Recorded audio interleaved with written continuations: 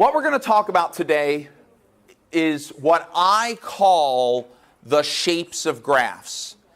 Now, this is a very popular concept in AP Calculus, which makes it a very popular concept in calculus in general. Now, I do understand that this is a pre-calculus class, but here's what I'm telling you is, if you learn these things in a pre-calculus class and then take them into a calculus class, you will have the vocabulary of math when dealing with graphs, and that's an important vocabulary. And here are some of the things that we're going to learn about, okay? We are going, first of all, it is very important that you understand what an interval is. Do you know what an interval is? And there's two different, well, actually there's a bunch of different kinds of intervals, but typically you'll be told that you're dealing with a particular variable, okay? Mostly what we're going to be dealing with today are what are called independent intervals or X intervals.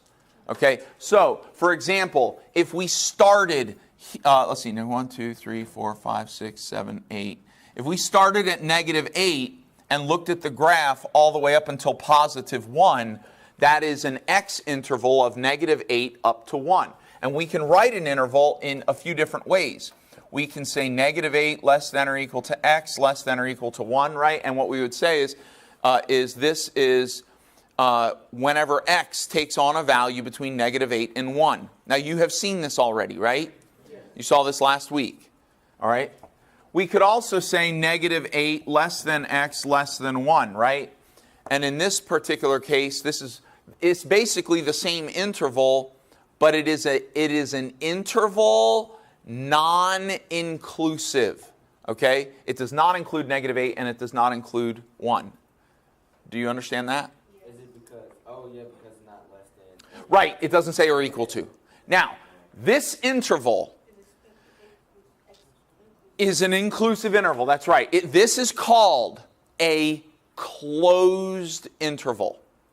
This is called a closed interval. Closed. This one is called an open interval. Okay? So what we would say here is for all values of X on the closed interval between -8 and 1.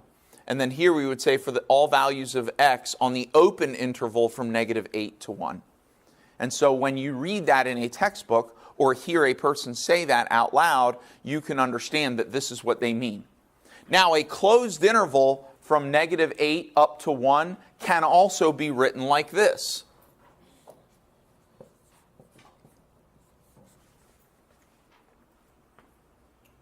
Do you see that? And that means the same thing. This means the same thing as this. And now if you want to get really confused, and I'm sorry that this happens, but this is just the way it is in math, and they're not going to change it. So just because it confuses you doesn't mean that they're going to change it. Okay? You can also write this open interval like this. Oh, really?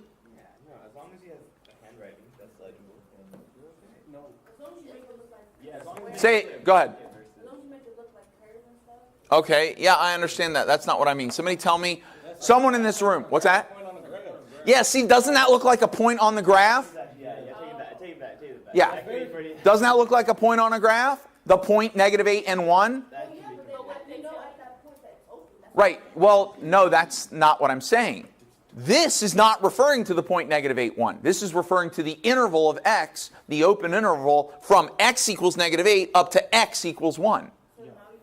Right, so you have to read, do you remember learning in English class the idea of context clues? You have to read it in context. Yes, a part of math is having a system of symbols that have meaning, right? We communicate math verbally through speech and through writing. So you have to look for the context. And so if somebody says, hey, tell me about this function on, listen to this, on Guys, you're not hearing me. Over here, on. What does the word on mean? Not all. Well, yeah, but it also, okay, all right. You're right. Yeah, that's true. You're right. You're right. Yeah. If it says on, and then it says this, it's an interval. No, not a point. No. At. That's a point. On means a space. On the open interval. See, we don't stand on. I know it seems like you're like, oh yeah, you can stand on a point, right? No, typically you stand at a point. I know it sounds really weird.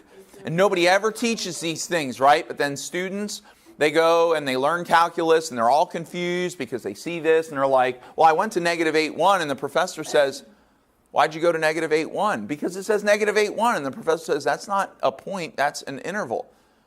Well, I can't tell the difference, professor. It's like, well, did you read the problem? And because you were never taught how to read context in a word problem, you don't understand that it's... So here's the thing. I need you to warn you. It's like when you see how many... Yes. Yeah. So I personally prefer this notation for an open interval. However, there are lots of times where you see this kind of notation, okay, for an open interval. What I'm telling you is that math is communication. And the way that you know whether they are talking about a point or an interval is by context. I don't know if that makes sense. Okay? All right. All right, guys, so we got intervals. Are you guys okay with intervals? All right. So here's the deal. Now that you know what an interval is, now what I want to explain to you is we want to look at where the graph, here we go. Here's all the things we're going to look at. Where a function or graph. Now when I discuss the function or I discuss the graph, in my mind they are the same thing. But technically speaking, the graph really is just a visual representation of the function. Does that make sense? The function is by the way, a mathematical relationship, you know, my first job at McDonald's, this was the function of my pay. I made $4.25 an hour. So for every hour I worked, my paycheck was equal to 4.25 times the hours I worked. 1988. Yeah. No, it's fine. Yeah. No, that was good pay. I made more money than some of the managers because I worked overtime a lot. All right, so look. So, even this is not really the function. This is simply an analytical representation of the function. Well, the relationship itself exists abstract. You know, this is an abstract representation of something that exists, in the world. You know what I mean? We make agreements. Hey, I'll give you $4.25 an hour and then you work, right? And the function is worked out in you working and me giving you a paycheck, right? But if we want to analyze that relationship that we have established, we would write it down analytically or we could draw it graphically. Does that make sense? These are all abstract concepts. All right, so look. We want to understand several pieces of information. Okay, you ready to write down a whole bunch of things? All right, here we go. We want to understand where a function is positive, negative, increasing, decreasing,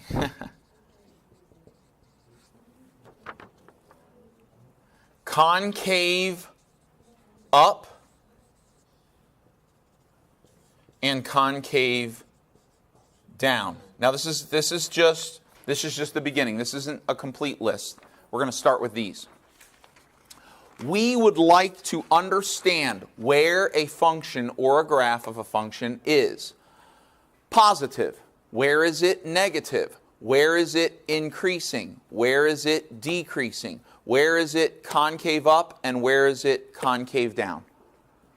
Okay, and we're gonna look at all these things on this graph right here. We're gonna at any point, at any one of these points, you can identify whether the graph is one or more of these things. Yes, sir.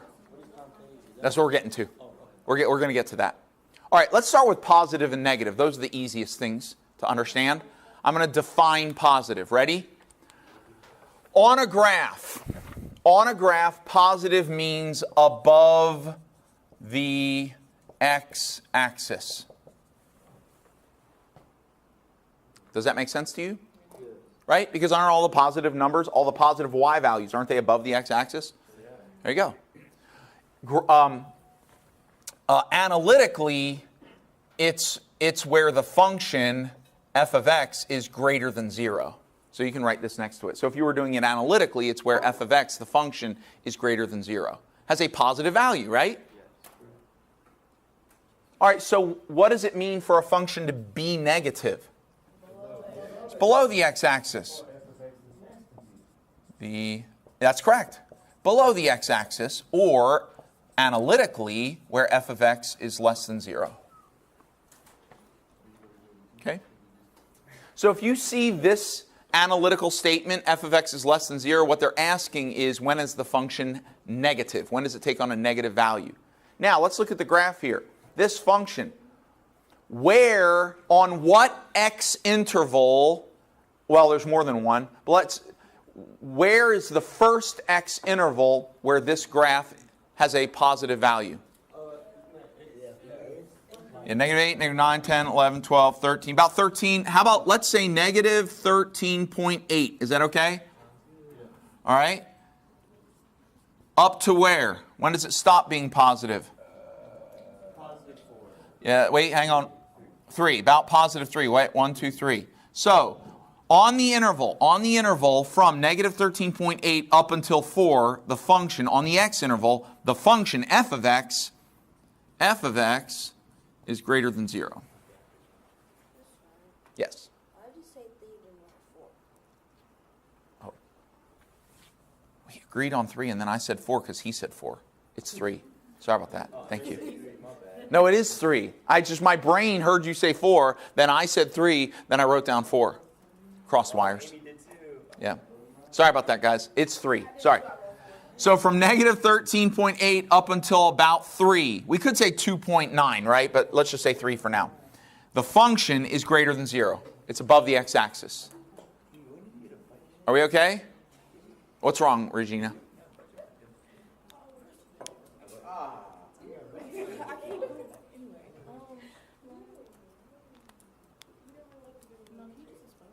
Sure. Look at the black line. I'm not being condescending. I'm trying to make it as simple as possible.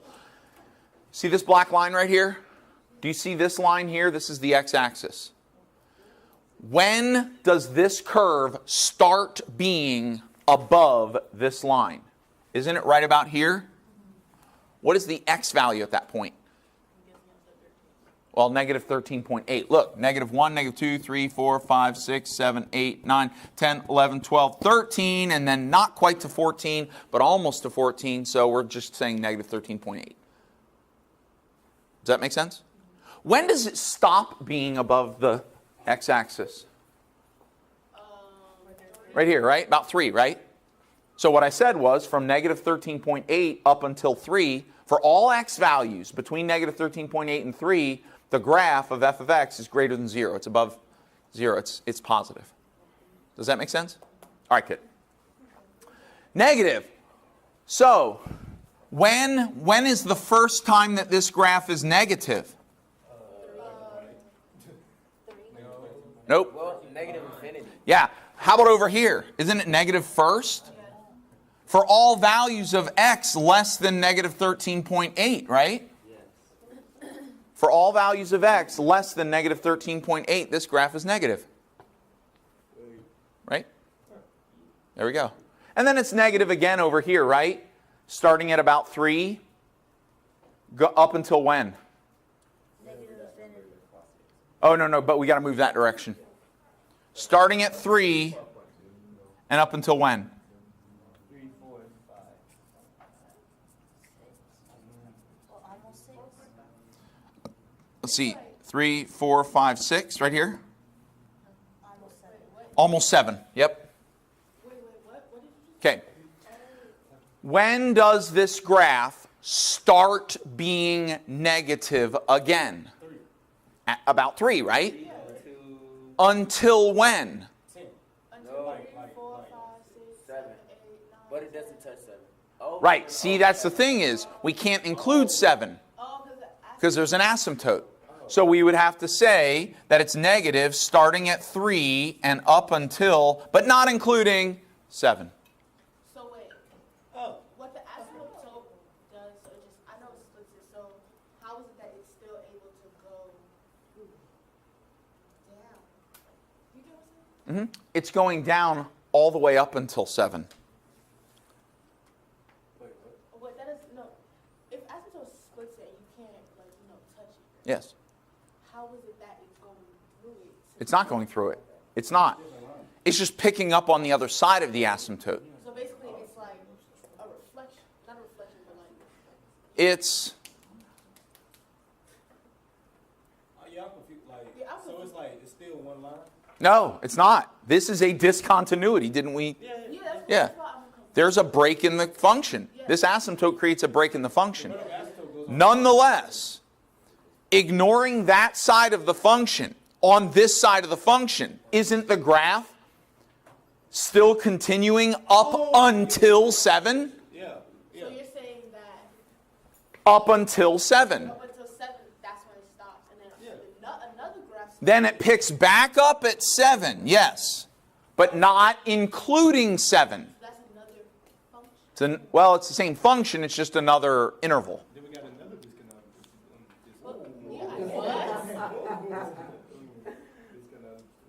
Do you see why a conversation is so important for this? Yeah, it is, because you Yeah. see what Uh-huh.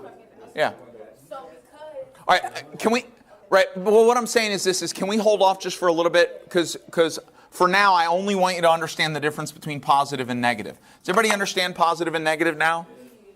All right, now let's move on to where the graph is increasing or decreasing. What does increasing mean? Goes up. Has a positive slope. Yep, that's what we're going to say. We're going to say that increasing means has a, sorry, whoops, I don't need the parenthesis. Has a positive slope. Has a positive slope. So that means decreasing means what? Has a negative slope. There we go. Right? So, where is the first interval where this graph is decreasing? Where it is decreasing. The first interval where this graph is decreasing. Oh, no. 2, 3, 4, 5, 6, 7, 8, 9, 10 here. It's pretty close. I would say 9.5. Yeah, about negative 9.5, right about there. Do y'all agree that that's when it starts decreasing right there? Well, a little bit afterwards. All right, what's the graph doing up until this point? Increasing, right? And then what happens right around here? What does it start doing? Starts to decrease, right? So it starts decreasing at about negative 9.5, right? When does it stop decreasing on this particular interval? All right, negative 5.5. 1, 2, 3, 4, 5.5. Yeah, that's about right. Negative 5.5. All right, so negative 5.5. There we go. So on the interval from negative 9.5 up, oh, I didn't put a little, sorry about that. Up until negative 5.5, this graph is decreasing because it has a negative. Look, what direction are the arrows pointing? Kind of down, right? Yep, negative slope. All right. What is the next interval over which this graph is increasing after that? Yep, up until 2? Negative 2. All right. Okay, so negative 5.5 up until 2. This graph, thank you. Man, see? Thank you. Up until negative 2, this graph is in, it has a, no, you're right. It has a, right? And therefore it is, there we go. And I have this argument a lot, I say argument, not really, but like I get into the subject of increasing versus positive with my students in calculus a lot because you have to understand that there is a difference between the word increasing and the word positive. Now, it just so happens that the graph is both positive and increasing on that interval. Meaning, no, because look over here. Here it's increasing but negative. It is below the x-axis, therefore negative, but the values are getting larger, therefore it is positive. It is increasing. Okay? So, negative but increasing. All right. So now, you ready? You guys ready for this next one? This concave up and concave down? No. All right. You will be. All right. All right. Listen. It's easy. The concept is difficult, but it's easy to see it, in my opinion. It's easy to see it on a graph. Okay. Concave down means, well, you could be going up and you could be going down. Okay? All right, listen. There's two ways that a function can be concave down. If the graph is increasing, but it is doing it at a decreasing rate, meaning the slope is positive, but it's becoming less positive. Okay. Something like that. It's more like, I call it the curve of it. Concavity has more to do with not, see this, whether the graph is positive or negative, that's where the graph is. That's where the graph is. That's like the position of the object. Okay? Increasing or decreasing, that's where it is going. That's the direction of the object. Right? I mean, you could be in a pit but going up, right? On the other hand, you could be on top of the world but going down, right? So there's a difference between where you are and where you're going. And you can be sure there are a lot of people in this world that understand the big difference between where they are and where they're going. And the people that don't, for example, rich people that don't understand the difference between where you are and where you're going, that make a whole bunch of bad decisions, find themselves not rich for very long. Okay? Because even though they're way up here, they're moving this way, and eventually they will be down there. Okay? All right, now, concavity is where you are trying to go. So, I may be rich, but falling, but I am taking efforts to try to go up. All right. I'm going to show you. All right. This is concave down. This is concave up. Down like a frown, up like a cup. I've been doing this for 7 years. Concave down looks like a frown. The shape of the graph looks like a frown. Go ahead. Sorry. You had a question? Oh, okay. Just lean in. All right.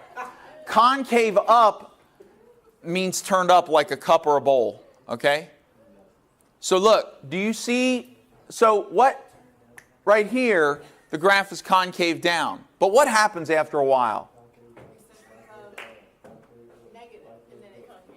Right, that's exactly right. Yep.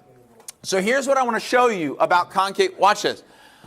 There's only 4 basic shapes when it comes to concavity and increasing or decreasing. Watch this. If I took a circle, right? Here's a circle. I'm going to split the circle. Excuse me, that wasn't very good. Look, sorry. I'm going to take a circle and I'm going to split it into 4 parts. Do you see that?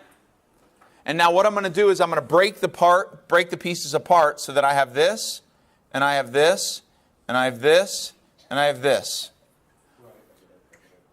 This graph, this piece of the graph is increasing, but it is concave down. It's going up, but its influence is negative. Soon it will be going down. It is, ready? It is increasing at a decreasing rate. It is increasing at a decreasing rate. Okay, how about this? You ready? You get $10 and put it in the bank, right? Then you get $7 and put it in the bank. Then you get $3 and put it in the bank. Then, right. All the while, the amount of money in your, what's that? You're going up at a smaller rate. But at a smaller rate. Each chunk is getting smaller and smaller and smaller. Oh, so you're going up At a smaller rate. Oh, I get it. Increasing at a decreasing rate. Understand? All right, that is concave. Anytime you are changing, the amount is changing, but it's changing at a decreasing rate, you are concave down. See now over here, do you see this one right here? This one has a negative slope, but it's concave down. Down like a frown, right? Okay? This one is decreasing at a decreasing rate. All right, ready? You're going to hate this. Because it's not going to make, your brain is going to reject what I'm going to say. Okay? All right. You go to the bank, right? And you have, let's say, $1,000 in the bank, and it's Christmas time, you're going to spend money, right? First, you take out $10 and go spend it. Then you take out $20 and you go spend it. Then you take out $30 and you go spend it. Decreasing at an increasing rate. You're decreasing at a decreasing rate. It's not. Go back. Wait. What did you just say? You said you're decreasing at a decreasing. That's correct. But your rate is increasing. No, the jumps are getting larger, but they're getting larger in a negative direction, so it is a decreasing rate. Wait. I get you go from 1,000 to 10 to 20, but yes, it's a negative. I get You are making all the values positive in your head. They're not. They're negative values. What? Have y'all ever had the argument about acceleration with your physics teacher?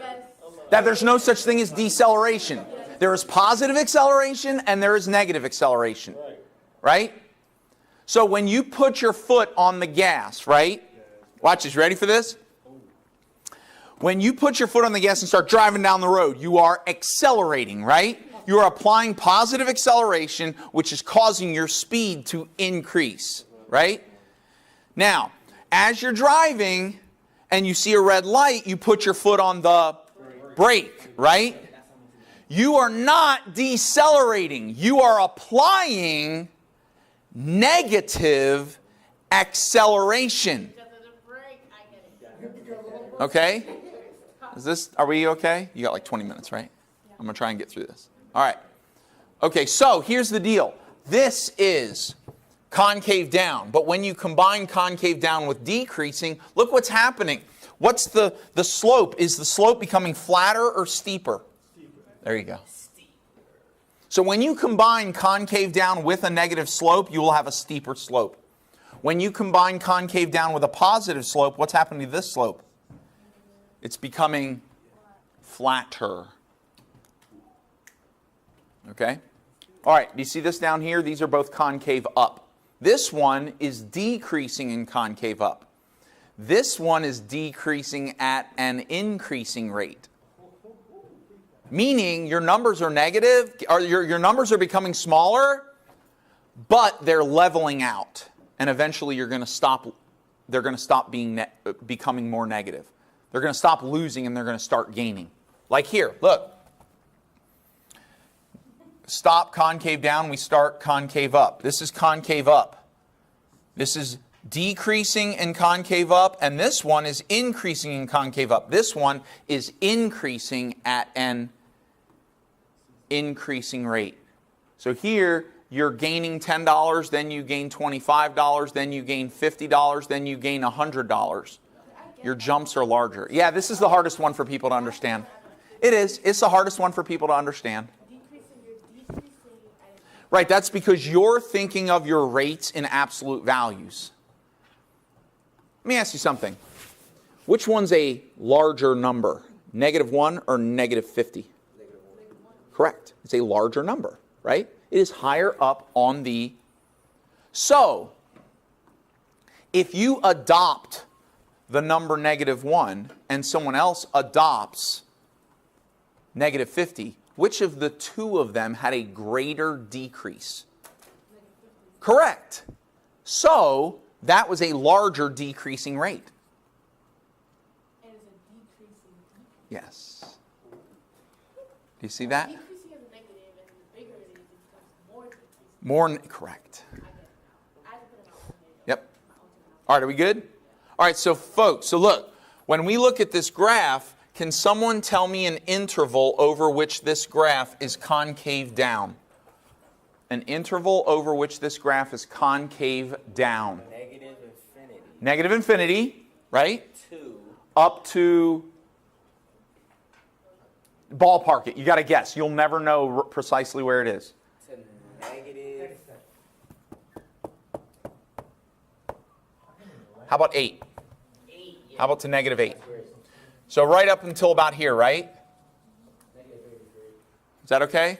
Concave down from negative infinity up to -8. So that would be wherever x is less than -8. Concave down. Now, where is the graph concave up then? -8 to -2. Yeah, from -8 to -2, concave up, right? Up like a cup, right? -8 up to -2. So now the question is, the next thing you're going to learn, what's happening at -8? At -8, the graph is changing from concave down to concave up. There's a name for those places on a graph. It is called an inflection point. So I'm going to erase here. Or, well, here, I'm going to draw a bar here. It's called an inflection point. So, if you're ever asked, where is an inflection point on the graph? It is a place, go ahead. It's a place where the graph changes from concave down to concave up, or concave up to concave down. That's correct. It's called an inflection point.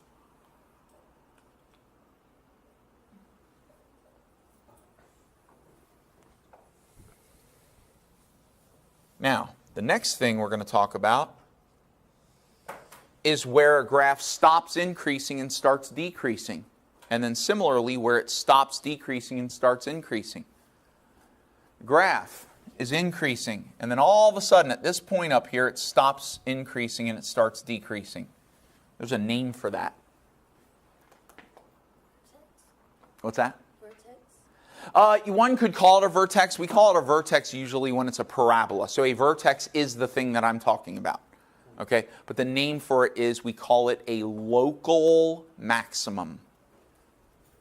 A local or relative maximum.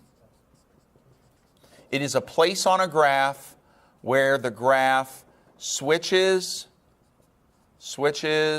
from increasing to decreasing. Okay? So what do you think they call it when you switch from decreasing to increasing? Look.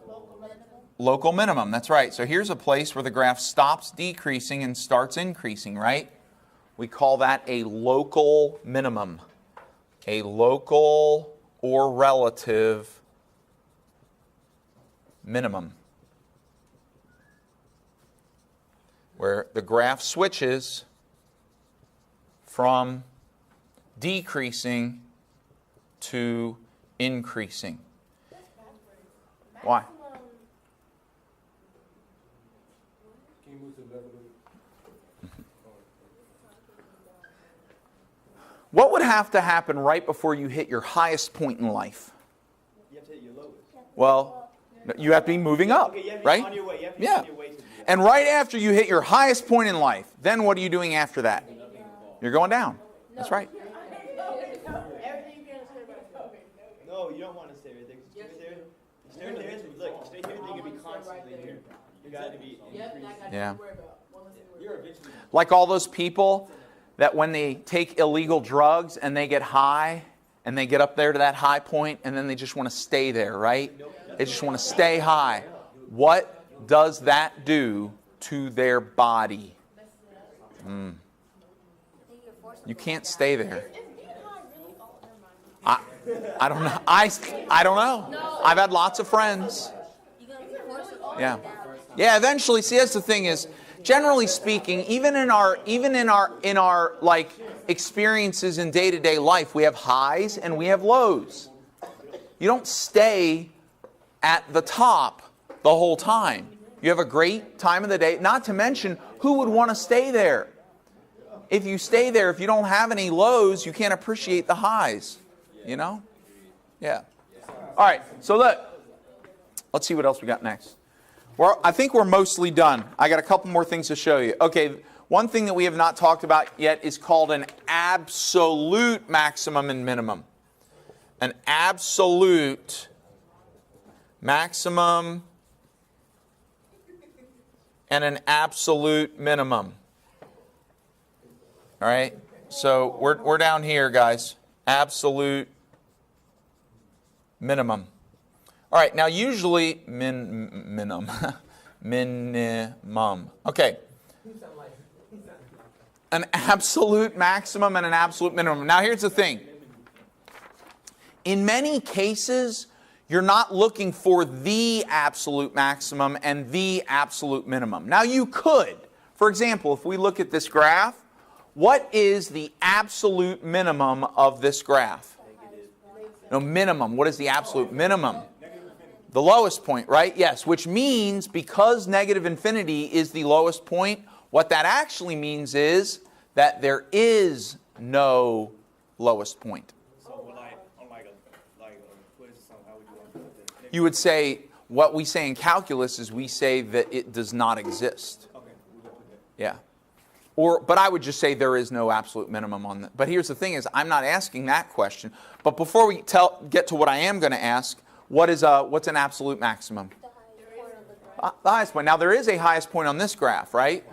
Negative 9.5. Yeah, right here, right? Negative 9.5 and 1, 2, 3, 4, 5, 6, 7, 8, 9, 10. About 10, right? Or 10.2. So negative 9.5, comma 10.2. That is the maximum point on this graph.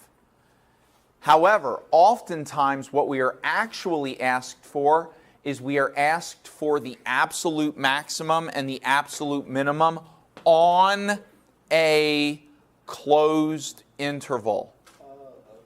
So, what if I say, what is the absolute maximum? Let me do it another color here. What if I say, let's do minimum first. What is the absolute minimum on the closed interval from 9 to 12? Guys, can you look at this, please? Between 9 and 12. Just between 9 and 12. So, here's 9, and here's 12. So we're only looking at the graph from here to here. What is the absolute minimum? What is the lowest point? Yeah, no, look at it. Negative 3. That's the lowest point, right? So the absolute minimum is negative 3. Nope, It almost Oh, no, it's like, there isn't one. it's not included. Exactly. Oh my God. Yeah. Go back. And so here's what people will say. Well, the absolute maximum then must be just below 1, right? Okay, tell me that number. 0.99999999999999999999999. Okay, listen. Look, guys. When this is actually not a closed interval. See this closed that I put on a 12? I actually can't put that there because 12 is not inclusive on that piece.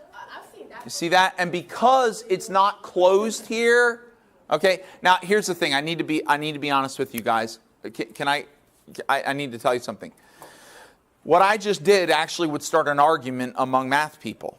Because what one person is going to say is that the graph actually is defined at 12 up here. And therefore, this is the absolute maximum. To a certain extent, I would have to agree with them. Okay? However, I'm saying on the interval between here and here, which I would argue does not include that point. Do you see that? Okay? So that's one of the reasons why I put the OC. As soon as I change it to an open interval, then the person who was going to argue with me, they're not going to argue with me anymore. Because I did not include 12. Does that make sense? There's a lot of arguing in math. Yes? Can't you just argue that that's a separate piece from what you... Well, the thing is, what they would argue is that, but it's the same function. See what I mean? Even though it's a different piece of the function, it's still the same function. But yeah, you're getting it. That's the idea, is logically. Here's what I want to get at, is that if an interval is not closed, it may not have a maximum or a minimum. This one does have a minimum, but it does not have a maximum, that interval. Okay? All right. Similarly, let's see how much I got, about 5 minutes. I'm going to try and finish in 5 minutes, but it's probably going to take me 10 minutes. All right. So absolute maximum and absolute minimum. Are we doing okay? Yes, sir. All right. I got only a couple more things to teach you. So you know how to identify where it's positive above, where it's negative below, where it's increasing, where it's decreasing, where it's concave down, where it's concave up, where there's a relative minimum or max. By the way, you know what this is? This is a relative maximum. You know why? Because at a single point, the slope goes from, what's the slope here? Positive. And then what's the slope here? Okay, therefore that is a relative maximum. This right here, that's a relative minimum. That's a relative maximum. That's a relative minimum. That's a relative maximum. You know what this is right here? It's neither one of them. That's right. What's happening here is the slope is positive, then the slope is 0, then the slope is positive again. It goes from positive to positive. So it's not a relative maximum or a relative minimum. Here's a relative minimum. Here's a relative maximum. All right, last thing I want to talk about. Well, I want to review something real quick. I want to review discontinuities. Does anybody see any? But remember, there's 3 kinds of discontinuities. All right. Yeah, we got a jump. We got a hole. What else do we have? Vertical asymptote. That's right. Okay. So, is the graph continuous here? Continuous. Continuous. Continuous. Continuous. Then what happens here? A hole. Discontinuity. Right. So we have a discontinuity here. Then what happens right here? Vertical asymptote. It's broken in 2 pieces, right? So it's a discontinuity. And then what happens over here? Yeah, that's actually not a hole. It's just a jump. It's just not. It's defined on the right side of the piece, not the left side of the piece. That's correct. That's right. Jump over, and a vertical asymptote overrides a jump. Yep, that's right. All right. Last thing, guys. Last thing I'm going to teach you. That's correct. Yep. So like what you could have is you could have a vertical asymptote and then you could have a hole on the vertical asymptote, which sounds weird, but it's actually really a vertical asymptote. And you can have a graph that picks up at the vertical asymptote and it looks like it's a piece of a jump, but it's still a vertical asymptote. All right, last thing, guys. The last thing I'm going to teach you. It's called... There are places on a graph where there is no slope. And we say that they are not differentiable. Last thing I'm teaching you. Not differentiable. The word differentiable means having a slope.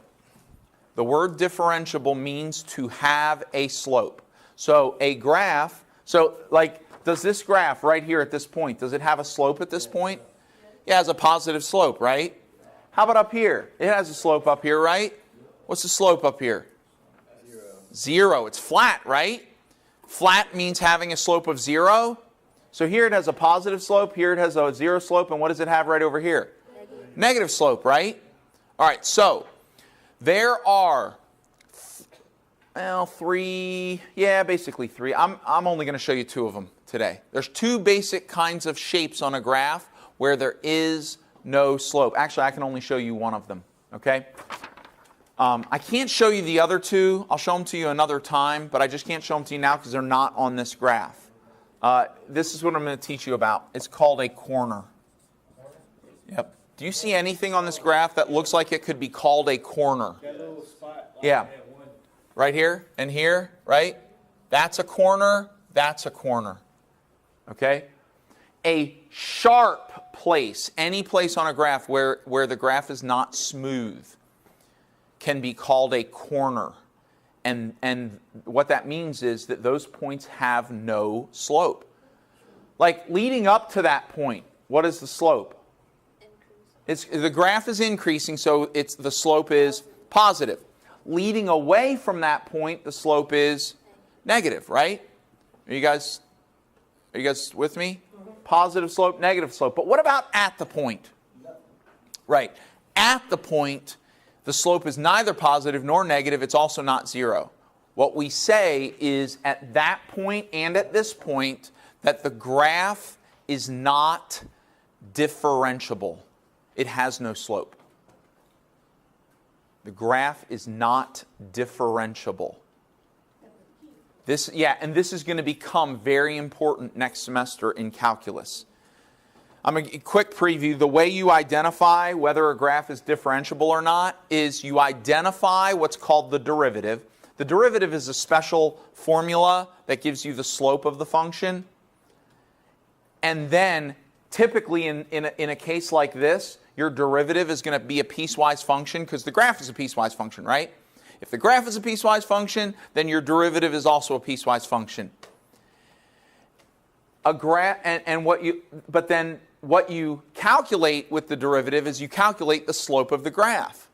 Well, what's going to happen on the left side versus the right side? When I calculate the slope, what kind of number am I going to get on the left side?